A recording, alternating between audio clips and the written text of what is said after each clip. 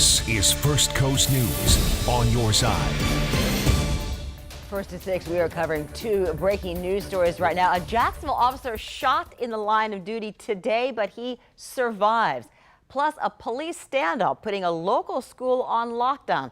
We have live coverage from both active scenes tonight.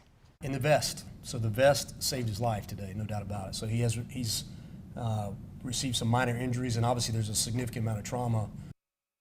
You're hearing it, saved by his vest. That's Jacksonville Sheriff Mike Williams explaining how a bulletproof vest saved the life of a 19-year-old veteran this morning in Jacksonville.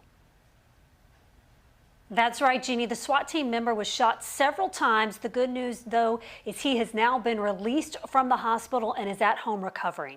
On your side, Alex Osiris has been on the scene all day. He joins us now to explain exactly what unfolded today. Alex? Yeah, and Heather, that officer recovering at home tonight, but the sheriff says it's equipment and training that had a lot to do with that.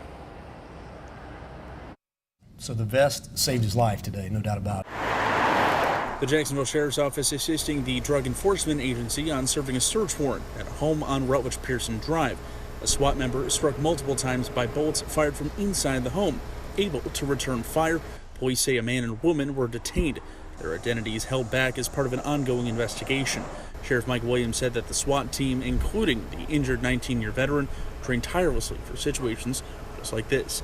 First Coast News crime and safety expert Mark Bogman, who has decades of law enforcement experience, including serving warrants, explains how officers prepare. They'll have an idea of what the layout of the house is as well. Again, they're very, very detail-oriented. They'll run several practice runs. And the sheriff said that 2 people, a man and a woman, have been detained in relation to this. They could face local charges potentially for attempted murder on a law enforcement officer. That is still under investigation. Reporting live downtown, Alex Osiris, First Coast News on your side.